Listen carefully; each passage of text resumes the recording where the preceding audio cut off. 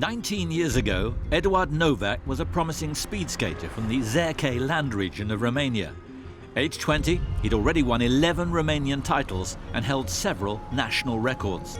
But in 1996, he was involved in a car accident. I was on my way to a competition in Italy, and the conditions on the roads were very bad. I had been driving for about 100 miles when the car skidded and hit the protection barrier along the side of the road. My right foot was badly injured in the collision, and unfortunately, it had to be amputated.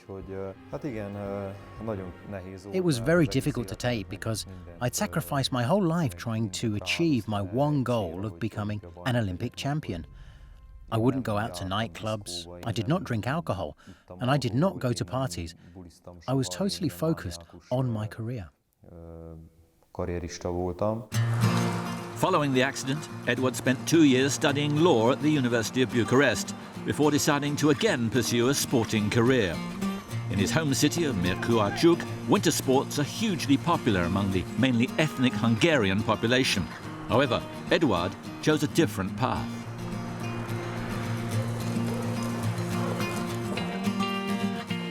He decided to take up cycling.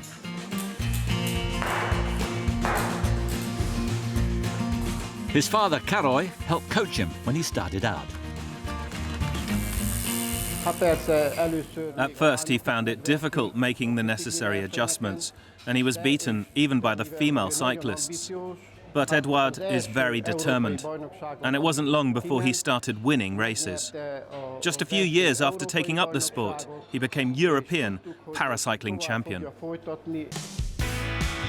Eduard's triumphs were not limited to paracycling, and he'd often win races against able-bodied athletes.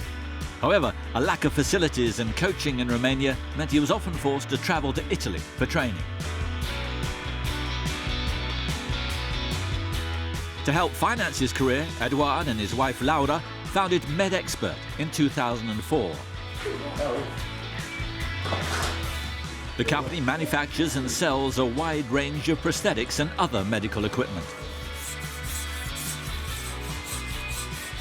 This is Jensi, one of our technicians.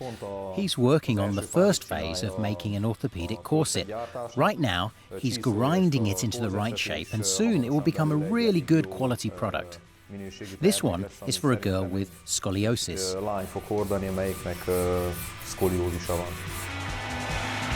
MedExpert currently employs 17 staff at its clinic in Miercurea, and Eduard's company has helped meet the needs of hundreds of people across Romania.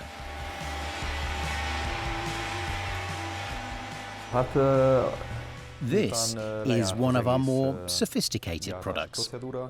It's a thigh prosthesis made from silicone and carbon, which helps to make it very lightweight. It's one of the most expensive pieces that we produce. Thanks to the income from MedExpert, Eduard was able to start his own team, Tusnad, and enter races outside of Romania. This business also provided him with the necessary funds to compete at his first Paralympic Games in 2004, which took place in Athens. Romania made its debut at the Paralympics in 1972, sending a single representative. The country was then absent from the Games until 1996, when it was again represented by just one competitor. It saddened me greatly to find out that Paralympic sports were not really supported in Romania. Just 3 of us met at the airport to go to Athens, and that was the whole Romanian delegation. Unfortunately, this reflects the mentality of most people in the country. For a long time, I wondered whether I could be successful staying here. As ever, though, Eduard refused to let such issues hold him back. He narrowly missed out on a medal in Athens, but won a silver 4 years later in Beijing, becoming Romania's first ever Paralympic medalist. It was a great achievement, but his finest moment was still to come. At the 2012 Paralympics in London, Eduard won gold in the individual pursuit C4 category in a world record time.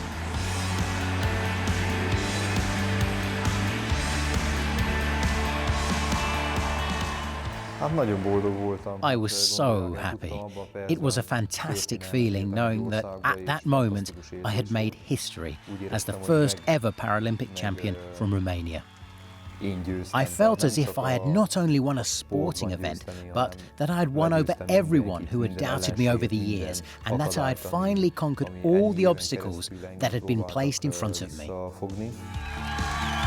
Eduard later added a silver in the road time trial and returned home to great acclaim. The attention was particularly welcome for Romania's Paralympic Association, who received just €53,000 annual funding at the time. I think it is very important to promote sports for disabled people at all levels, which wasn't the case in Romania for a long time.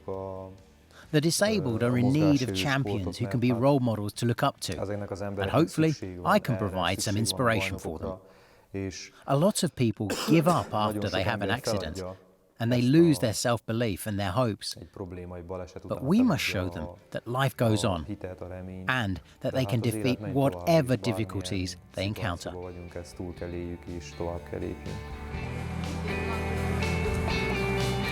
On the back of his victory in London, Eduard announced plans to run for the presidency of the Romanian Cycling Federation, pledging to root out corruption in the organisation and encourage youngsters to take up the sport. Eduard's campaign was a success, and he was elected to the post 2 years ago.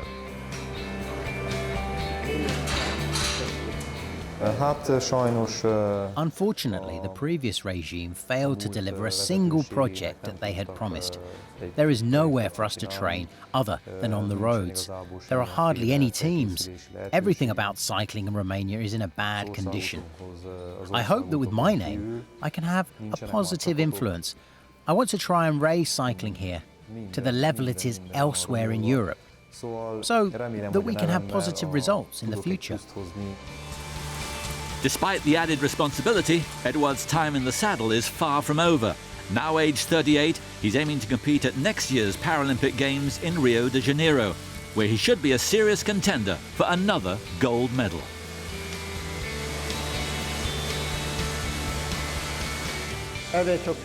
My wife and I are so proud of all the things that Eduard has achieved. Every time he's put his mind to something, he's always been successful, and he's never let his disability hinder him or hold him back. And that is probably what makes us proudest of all.